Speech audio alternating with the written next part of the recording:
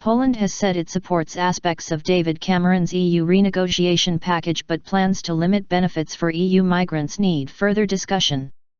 Speaking as she met Mr. Cameron in Warsaw, Polish PM Beata Szydlo said she backed the UK's plans to boost national sovereignty and raise competitiveness. But she said changes to welfare needed to be ironed out to ensure Poles in the UK were not disadvantaged.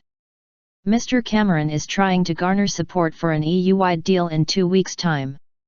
The support of Poland, the Czech Republic, Hungary and Slovakia, the so-called the Visegrad group, is seen as crucial if the Prime Minister is to get an agreement to his draft renegotiation package at a summit of EU leaders on 18 and February 19, paving the way for a UK referendum in June. Polish workers.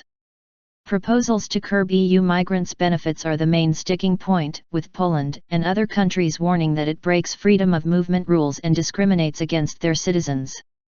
At a joint press conference in Warsaw, Ms. Szydlo said it was very important for the UK to remain in the EU, and she threw her weight behind at least 2 of Mr. Cameron's 4 main proposed changes, on giving more power to national parliaments and slashing regulation to make the EU more dynamic. We fully support the Prime Minister's proposals regarding solutions that are aimed at improving competitiveness, removing red tape and granting proper significance to national parliaments, she said. But she said the welfare changes needed more consideration. There are always topics that need to be ironed out, she told reporters. Over 1 million Poles live and work in Britain. Their work is growing Britain's GDP, and we want them to enjoy the same kind of opportunities for development as Britons. Mr. Cameron said he was working towards a full strategic partnership between the 2 countries on a range of issues.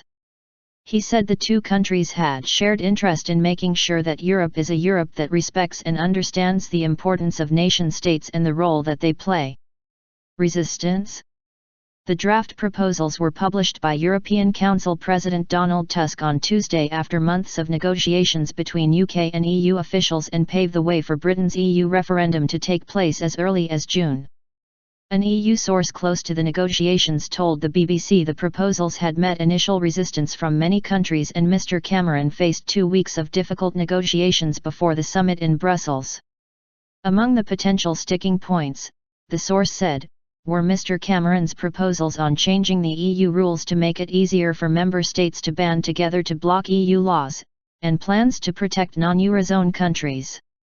The BBC's Adam Easton said the UK should be cautiously optimistic about getting Polish support, but there were still differences, particularly over the issue include the proposal for an emergency brake on in-work benefits. Mr. Cameron will later travel to Denmark, a country historically skeptical about the EU and which has opt-outs and concerns which are similar to Britain's. Speaking out. Meanwhile, in Brussels, ambassadors and officials from the 28 member states will meet for the first time since the proposals were published to try to hammer out further compromises. Mr. Cameron held talks on Thursday at Downing Street with European Parliament President Martin Schulz, who said afterwards the negotiations were not at the end of the process but that he was optimistic of finding a compromise. The PM earlier met Mr. Tusk, Slovak PM Robert Fico, Greek PM Alexis Tsipras, Swedish PM Stefan Löfven and Belgian PM Charles Michel on the margins of the Syria Donors Conference in London. Countries on the EU's eastern flank, meanwhile, are to meet next week before providing a joint response to the reform package, Hungary's foreign minister said. Mr. Cameron is also under pressure at home from some members of his own cabinet, who have been prevented from speaking out in favour of a British EU exit. Culture Secretary John Whittingdale refused to rule out campaigning to leave the EU, in an interview with the House magazine, saying he would look at the agreement the Prime Minister managed to secure.